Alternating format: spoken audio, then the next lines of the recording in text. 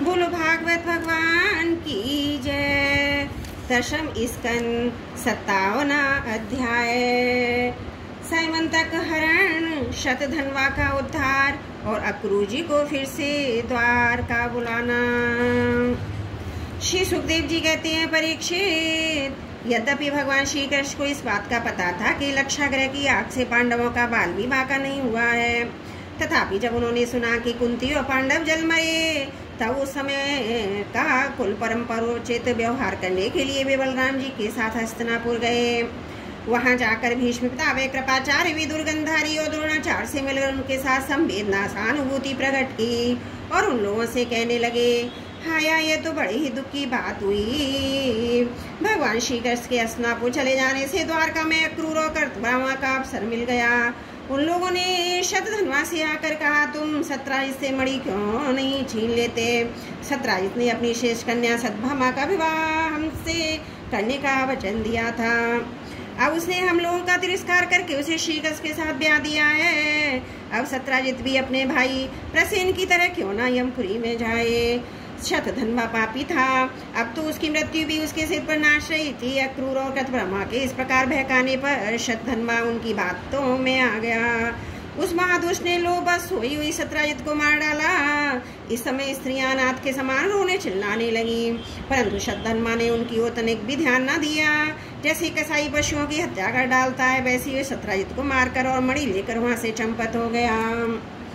सत्यभामा जी को ये देख करके मेरे पिता मार डाले गए हैं, बड़ा शोक हुआ और वे हाय पिताजी मैं मारी गई, इस प्रकार पुकार कर विलाप करने लगी। बीच बीच में वे बेहोश जाती, होश आने पर फिर विलाप करने लगती। इसके बाद उन्होंने अपने पिता के शव को तेल के कढ़ाई में रखवा दिया और आप हस्तिनापुर को गई। उन्होंने बड़े दुख से भगवान श्री कृष्ण को अपने पिताजी की हत्या का वृत्तांत सुनाया। यद्यपि इन बातों को भगवान श्री कृष्ण पहले से ही जानते थे। परीक्षित सर्वशक्तिमान भगवान श्री कृष्ण और बलराम जी ने सब सुनकर मनुष्यों की सी लीला करते हुए अपनी आंखों में आंसू भर लिए और विलाप करने लगे, अहो, हम लोगों पर तो ये बहुत बड़ी विपत्ति आ पड़ी है। इसके बाद भगवान श्री कृष्ण सत्यभामा जी और बलराम जी के साथ हस्तिनापुर से द्वारका लौट आए और शतधन्वा को मारने तथा उससे मणि छीनने का उद्योग करने लगे। जब शतधन्वा को मालूम हुआ कि भगवान श्री कृष्ण मुझे मारने का उद्योग कर रहे हैं, तब वह बहुत डर गया और अपने प्राण बचाने के लिए उसने कृतवर्मा से सहायता मांगी। जब कृतवर्मा ने कहा, भगवान श्री कृष्ण बलराम जी सर्वशक्तिमान ईश्वर है, मैं उनका सामना नहीं कर सकता, भला ऐसा कौन है जो उसके साथ बैर बांध कर इस लोक और परलोक में सकुशल रह सके। तुम जानते हो, कंसुनी के दोष के कारण राजलक्ष्मी को खो बेटा अपने अनुयायियों के साथ मारा गया। जरासंध जैसे शूरवीर को उनके सामने 17 बार मैदान में हार कर बिना रथ के ही अपनी राजधानी में लौट जाना पड़ा। जब कर्तव्रमा ने इसी प्रकार टका सा जवाब दे दिया, तब शतधन्वा ने सहायता के लिए अक्रूर जी से प्रार्थना की। उन्होंने कहा, भाई, ऐसा कौन है जो सर्वशक्तिमान भगवान का बल पौरुष जानकर भी उनसे बैर विरोध ठाने? जो भगवान खेल खेल में ही इस विश्व की रचना, रक्षा और संहार करते हैं, तब क्या करना चाहते हैं? इस बात को माया से मोहित ब्रह्मा विश्व विधाता भी नहीं समझ पाते। जिन्होंने 7 वर्ष की अवस्था में जब वे निरे बालक थे, एक हाथ से गिरिराज गोवर्धन को उखाड़ लिया, जैसे नन्हे नन्हे बच्चे बरसाती छत्ते को उखाड़ कर हाथ में रख लेते हैं, वैसे ही खेल खेल में 7 दिनों तक उन्हें उठाए रखा। मैं तो उस भगवान श्री कृष्ण को नमस्कार करता हूँ। उनके कर्म अद्भुत हैं, वे अनंत हैं, अनादि हैं, एक रस हैं, आत्मस्वरूप हैं, मैं उन्हें नमस्कार करता हूँ। जब इस प्रकार अक्रूर जी भी उसे कोरा जवाब दे दिया, तब शतधन्वा ने सैमंतक मणि उन्हीं के पास रख दी और आप 400 कोस लगातार चलने वाले घोड़े पर सवार होकर वहां से बड़ी फुर्ती से भागा। परीक्षित, भगवान श्री कृष्ण बलराम दोनों भाई अपने रथ पर सवार हुए, जिस पर गरुड़ चिन्ह से चिन्हित ध्वजा फहरा रही थी। बड़े वेग वाले घोड़े जुते हुए थे। उन्होंने अपने ससुर सत्राजित को मारने वाले शतधन्वा का पीछा किया। मिथिलापुरी के निकट एक पर शतधन्वा का घोड़ा गिर पड़ा। अब वह उसे छोड़कर पैदल ही भागा। वह अत्यंत भयभीत हो गया था। भगवान श्री कृष्ण भी क्रोध करके उसके पीछे दौड़े। शतधन्वा पैदल ही भाग रहा था, इसलिए भगवान ने भी पैदल ही दौड़कर अपने तीक्ष्ण धार वाले चक्र से उसका सिर उतार लिया। उसके वस्त्रों में सैमंतक मणि को ढूंढा, परंतु जब मणि मिली नहीं, तब भगवान श्री कृष्ण ने बड़े भाई बलराम जी के पास आकर कहा, हमने शतधन्वा को व्यर्थ ही मारा, क्योंकि उसके पास सैमंतक मणि तो है ही नहीं। बलराम जी ने कहा, इसमें संदेह नहीं है, शतधन्वा ने सैमंतक मणि को किसी न किसी के पास रख दिया। अब तुम द्वारका जाओ, उसका पता लगाओ। मैं विदेहराज से मिलना चाहता हूँ, क्योंकि वो मेरे बहुत ही प्रिय मित्र हैं। परीक्षित है कहकर यदुवंश शिरोमणि बलराम जी मिथिला नगरी में चले गए। जब मिथिला नरेश ने देखा कि पूजनीय बलराम जी आज पधारे हैं, तब उनका हृदय आनंद से भर गया। उन्होंने झटपट अपने आसन से उठकर उनके सामग्रियों से उनकी पूजा की। इसके बाद भगवान राम जी कई वर्षों तक मिथिलापुरी में ही रहे। महात्मा जनक ने बड़े प्रेम और सम्मान से उन्हें रखा। इसके बाद समय पर धृतराष्ट्र के पुत्र दुर्योधन ने बलराम जी से गदा युक्त की शिक्षा ग्रहण की। अपनी प्रिय सत्यभामा का प्रिय कार्य करके भगवान श्री कृष्ण द्वारका का लौट आए और उनको यह समाचार सुना दिया कि शतधन्वा को मार डाला गया है, परंतु सैमंतक मणि उनके पास न मिली। इसके बाद उन्होंने भाई बंधुओं के साथ अपने ससुर सत्राजित की ये सब अर्धदिग्ध क्रियाएं करवाई, जिनसे मृतक प्राणी का परलोक सुधरता है। अक्रूर और कृतवर्मा ने शतधन्वा को सत्राजित के वध के लिए उत्तेजित किया था। इसलिए जब उन्होंने सुना कि भगवान श्री कृष्ण ने शतधन्वा को मार डाला है, तब वे अत्यंत भयभीत होकर द्वारका से भाग खड़े हुए। परीक्षित, कुछ लोग ऐसा मानते हैं कि अक्रूर जी के द्वारका से चले जाने पर द्वारका वासियों को बहुत प्रकार के अनिष्टों और अरिष्टों का सामना करना पड़ा। दैविक और भौतिक निमित्तों से बार बार वहाँ के नागरिकों को शारीरिक और मानसिक कष्ट सहना पड़ा।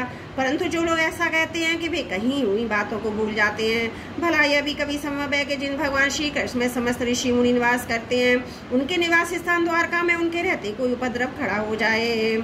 उस समय नगर के बड़े बूढ़े लोगों ने कहा, एक बार काशी नरेश के राज्य में वर्षा नहीं हो रही थी, सूखा पड़ गया था। तब उन्होंने अपने राज्य में आयु अक्रूर के पिता स्वफल को अपनी पुत्री गांधनी ब्याह दी। तब उस प्रदेश में वर्षा हुई। अक्रूर भी स्वफल के ही पुत्र हैं और इनका भी प्रभाव वैसा ही है। इसलिए जहाँ जहाँ अक्रूर जाते हैं वहाँ खूब वर्षा होती है तथा किसी प्रकार का कष्ट और महामारी आदि उपद्रव नहीं होते। परीक्षित, उन लोगों की बात सुनकर भगवान ने सोचा कि इस उपद्रव का यही कारण नहीं है। यह जानकर भी भगवान ने दूत भेजकर अक्रूर जी को ढूंढवाया और आने पर उनसे बातचीत की। भगवान ने उनका खूब स्वागत सत्कार किया, मीठी मीठी प्रेम की बातें कहकर उनसे संभाषण किया। परीक्षित, भगवान सबके चित्त का एक संकल्प देखते रहते हैं, इसलिए उन्होंने मुस्कुराते हुए अक्रूर जी से कहा, चाचा जी, आप दान धर्म के पालक हैं। हमें ये बात पहले ही मालूम है कि शतधन्वा आपके पास बहुत सैमंतक मणि छोड़ गया है, जो बड़ी ही प्रकाशमान और धन देने वाली है। आप जानते ही हैं सत्राजित के कोई पुत्र नहीं है, इसलिए उनकी लड़की के लड़के उनके नाती उन्हें तिलांजलि और पिंडदान करेंगे, उनका ऋण चुकाएंगे और जो कुछ बच रहेगा उसके उत्तराधिकारी होंगे। इस प्रकार शास्त्रीय दृष्टि से यद्यपि सैमंतक मणि हमारे पुत्रों को ही मिलनी चाहिए, तथापि ये मणि आपके ही पास है, क्योंकि आप बड़े व्रतनिष्ठ और पवित्र आत्मा हैं तथा दूसरों के लिए इस मणि को रखना अत्यंत कठिन भी है। परंतु हमारे सामने एक बहुत बड़ी कठिनाई आ गई है कि हमारे बड़े भाई बलराम जी मणि के संबंध में मेरी बात का पूरा विश्वास नहीं करते। इसलिए महाभाग्यवान अक्रूर जी, आप यह मणि दिखाकर हमारे इष्ट मित्र बलराम जी, सत्यभामा और जाम्बती का संदेह दूर कीजिए, उनके हृदय में शांति का संचार कीजिए। हमें पता है कि उसी मणि के प्रताप से आजकल आप लगातार ही ऐसे यज्ञ करते रहते हैं जिनमें सोने की वेदियां बनती हैं। परीक्षित, जब भगवान श्री कृष्ण ने इस प्रकार सांत्वना देकर उन्हें समझाया बुझाया, तब अक्रूर जी ने वस्त्रों में लपटी हुई सूर्य के समान प्रकाशमान मणि निकाली और भगवान श्री कृष्ण को दे दी। भगवान श्री कृष्ण ने यह सैमंतक मणि अपने जाति भाइयों को दिखाकर अपना कलंक दूर किया और उसे अपने पास रखने में समर्थ होने पर भी पुनः अक्रूर जी को लौटा दिया। सर्वशक्तिमान सर्वव्यापक भगवान श्री कृष्ण के पराक्रमों से परिपूर्ण आख्यान समस्त पापों, अपराधों और कलंकों का मार्जन करने वाला तथा परम मंगलमय है। जो इसे पढ़ता है, सुनता है, स्मरण करता है, वह सब प्रकार की अपकीर्ति और पापों से छूटकर शांति का अनुभव करता है। बोलो भागवत भगवान की जय। दशम स्कंद 57वां अध्याय समाप्त। त्रुटियों के लिए क्षमा प्रार्थी हूँ। बोलो भागवत भगवान की जय। दशम स्कंद 58वां अध्याय। भगवान श्री कृष्ण के अन्य विभागों की कथा। श्री सुखदेव जी कहते हैं, परीक्षित, जब पांडवों का पता चल गया कि वे लक्षागृह में जले नहीं है, एक बार भगवान श्री कृष्ण से मिलने के लिए इंद्रप्रस्थ पधारे। उनके साथ सात्यकी आदि बहुत से यदुवंशी भी थे। जब वीर पांडवों ने देखा कि सर्वेश्वर भगवान श्री कृष्ण पधारे हैं, तो जैसे प्राण का संचार होने लगा, सभी इंद्रियां सचेत हो जाती हैं, वैसे ही वे सब एक ही साथ उठ खड़े हुए। वीर पांडवों ने भगवान श्री कृष्ण का आलिंगन किया। उनके अंग संग से उनके सारे पाप ताप धुल गए।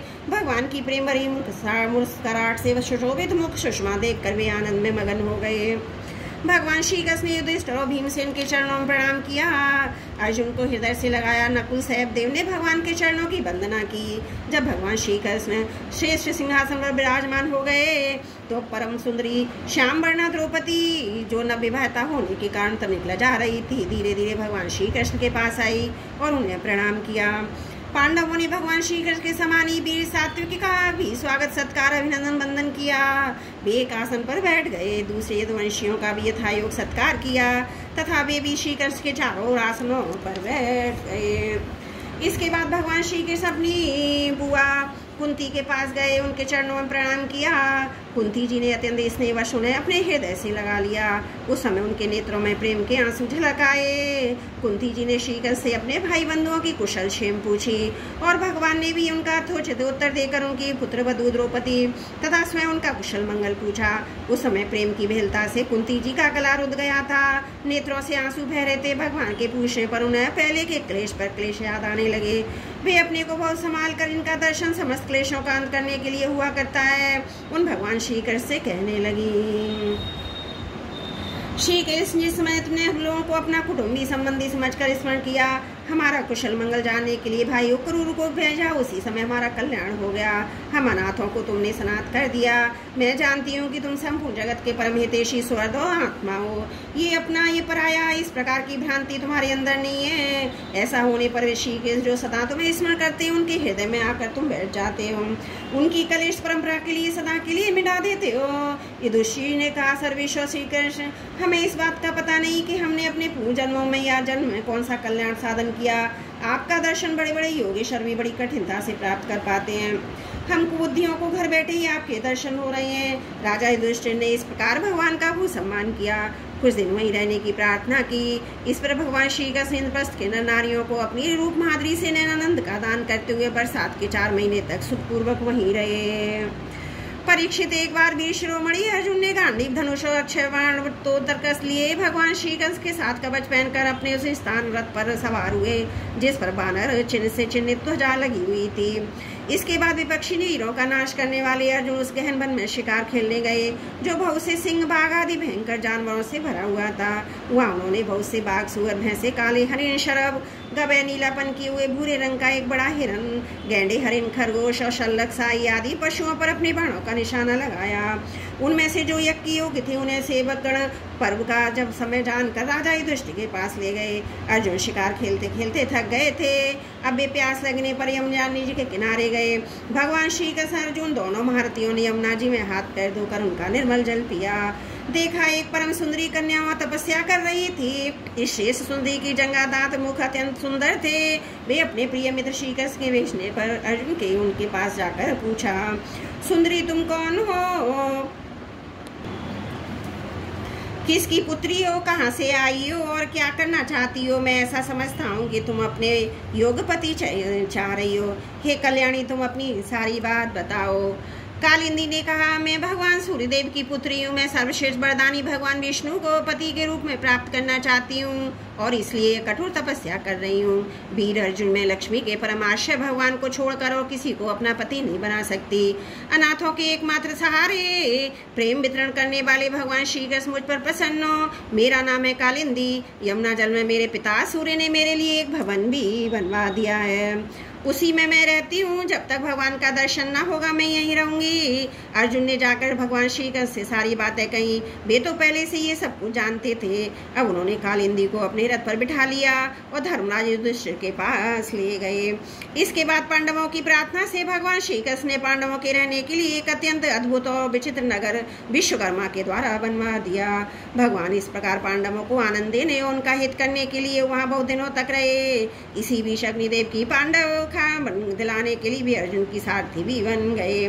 खांडव वन का भोजन मिल जाने से अग्निदेव बहुत प्रसन्न हुए। उन्होंने अर्जुन को गांडीव धनुष, 4 श्वेत घोड़े, 1 रथ, 2 अटूट बाणों वाले तरकस और एक ऐसा कवच दिया जिसे कोई अस्त्र शस्त्रधारी भेद ना सके। खांडव धा के समय अर्जुन ने मैदानव को जलने से बचा लिया था, इसलिए उसने अर्जुन से मित्रता करके उनके लिए एक परम अद्भुत सभा बना दी। उसी सभा में दुर्योधन को जल में स्थल और स्थल में जल का भ्रम हो गया था।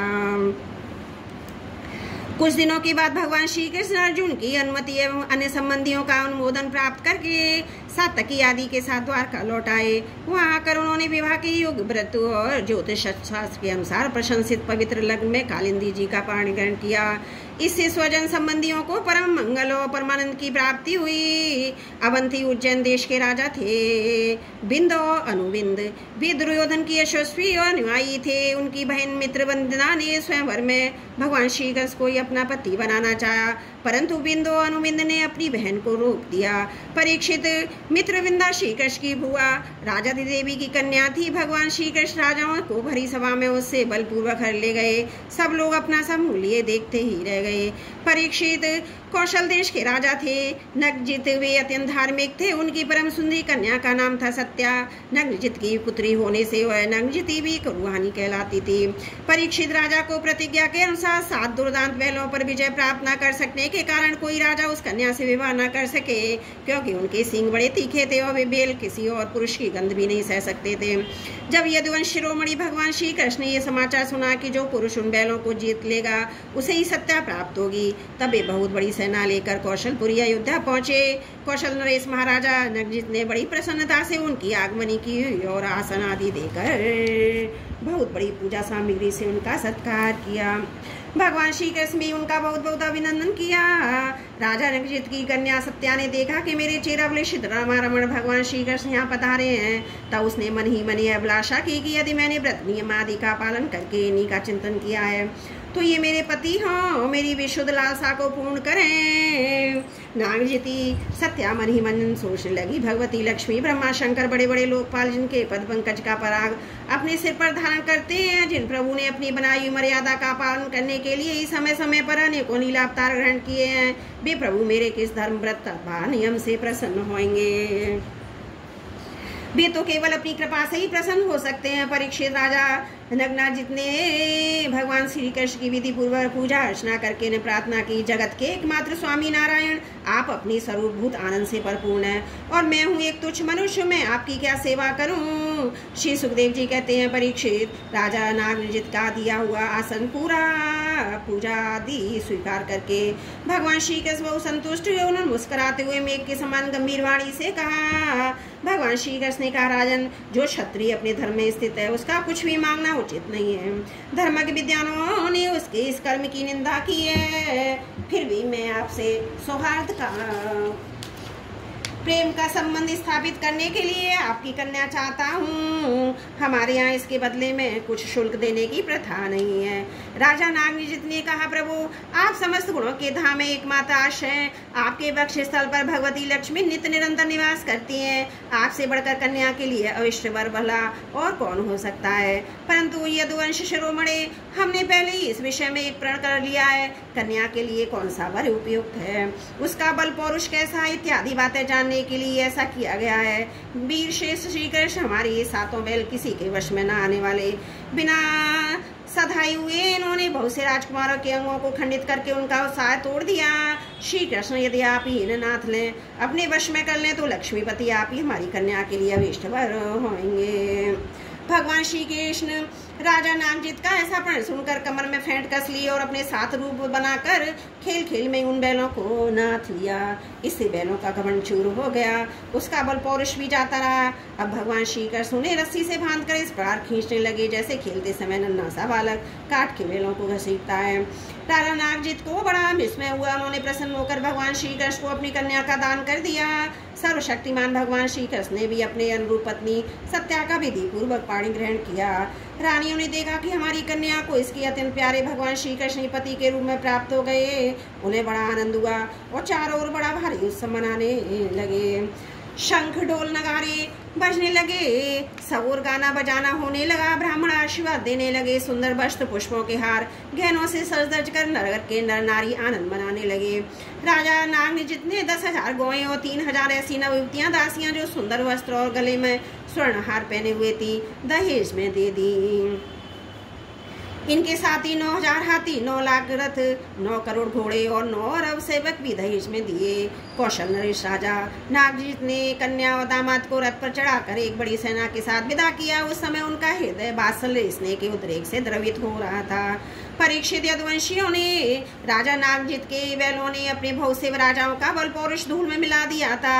जब उन राजाओं ने समाचार सुना तब उनमें भगवान श्री कृष्ण की विजय सहन न हुई। उन लोगों ने नागजीती सत्या को लेकर जाते समय मार्ग में भगवान श्री कृष्ण को घेर लिया और भी बड़े वेग से उन पर बाणों की वर्षा करने लगे।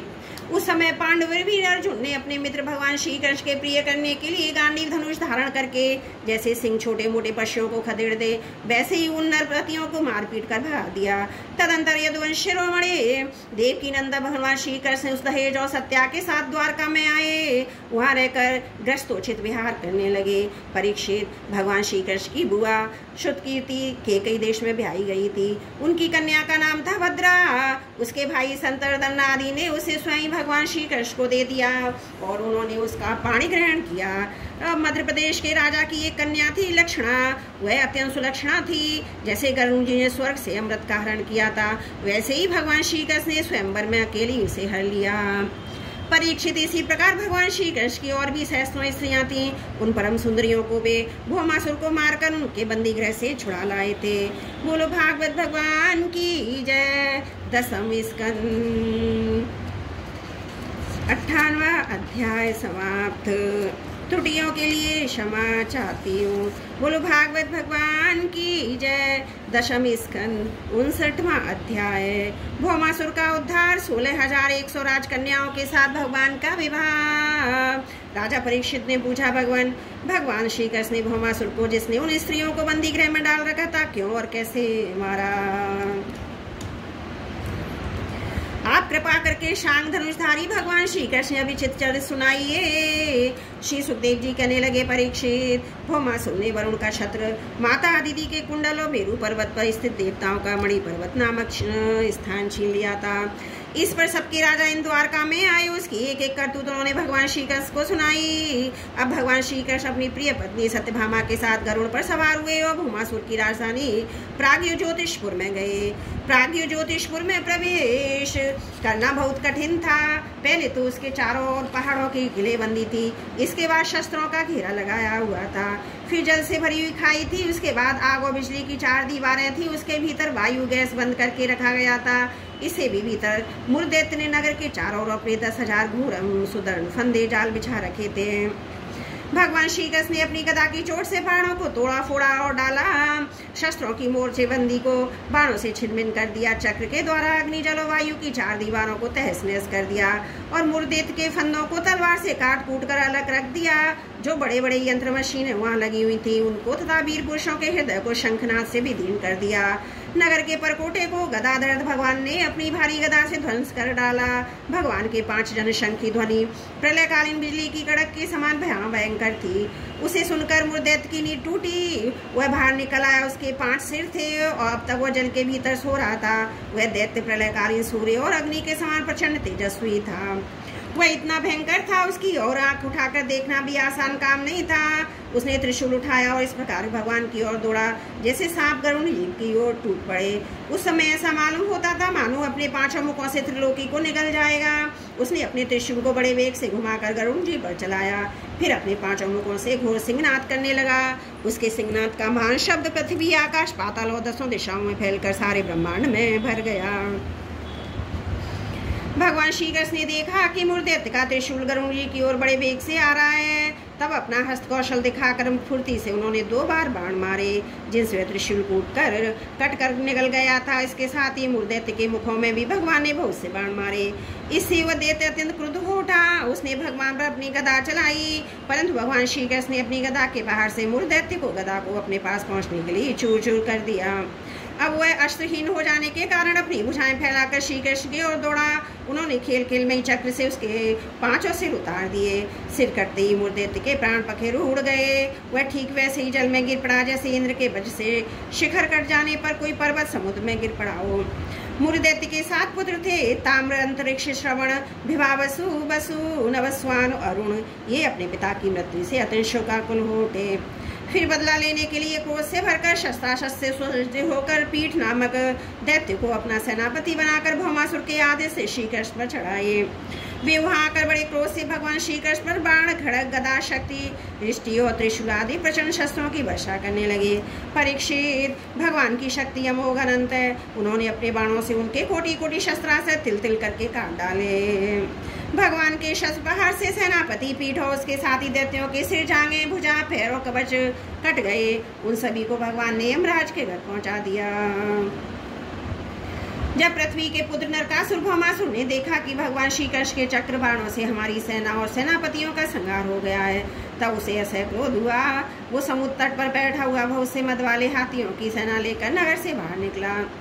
उसने देखा कि भगवान श्री कृष्ण अपनी पत्नी के साथ आकाश में गरुड़ पर स्थित हैं, जैसे सूर्य के ऊपर बिजली के साथ वर्षाकालीन शाम में शाम बहुत शोभामान हो। भौमासुर ने स्वयं भगवान के ऊपर शतघ्नि नाम की शक्ति चलाई। उसके सब सैनिकों ने भी एक साथ उन पर अपने अपने अस्त्र छोड़े। अब भगवान श्री कृष्ण भी चित्र विचित्र पंख वाले तीखे तीखे बाण चलाने लगे।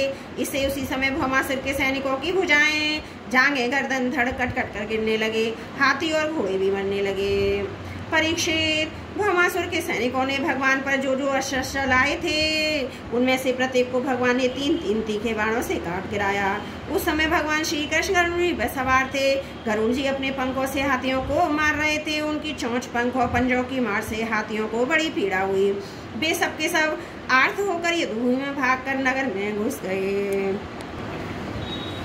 अब वहाँ अकेला भौमासुर ही लड़ता रहा। जब उसने देखा कि गरुड़ की मार से पीड़ित होकर मेरी सेना भाग रही है, तब उसने उन पर शक्ति चलाई, जिसने वज्र को भी विफल कर दिया था। परंतु उसकी चोट से पक्षीराज गरुड़ तनिक भी विचलित न हुए, मानो किसी ने मतवाले गजराज पर फूलों की माला प्रहार किया हो। अब भौमासुर ने देखा कि मेरी एक भी चाल नहीं चलती, सारे उद्योग विफल होते जा रहे हैं। तब उसने श्री कृष्ण को मार डालने के लिए एक त्रिशूल उठाया, परंतु उसे अभी छोड़ भी न पाया था कि भगवान श्री कृष्ण ने छुरे के समान तीखी धार वाले चक्र से हाथी पर बैठे हुए भौमासुर का सिर काट डाला। उसका जगमगाता हुआ सिर कुंडल और सुंदर किरीट के सहित पृथ्वी पर गिर पड़ा। उसे देखकर भौमासुर के सगे संबंधी हाय हाय पुकार उठे। ऋषि लोग साधु साधु कहने लगे। देवता लोग भगवान पर पुष्पों की वर्षा करते हुए स्तुति करने लगे। अब पृथ्वी भगवान के पास आई। उसने भगवान श्री कृष्ण के गले में बैजंती के साथ बनमाला पहना दी। अदिति की माता के जगमगाते हुए कुंडल जो तपाए हुए सोने के एवं रत्न जड़ित थे, भगवान को दे दिए। उनका वरुण का छत्र और साथ ही एक महामणि भी उनको दे दी। राजन, इसके बाद पृथ्वी देवी बड़े बड़े देवताओं के द्वारा पूजित विश्वेश्वर भगवान श्री कृष्ण को प्रणाम करके हाथ जोड़कर भक्ति भाव से भरे हुए हृदय से उनकी स्तुति करने लगी।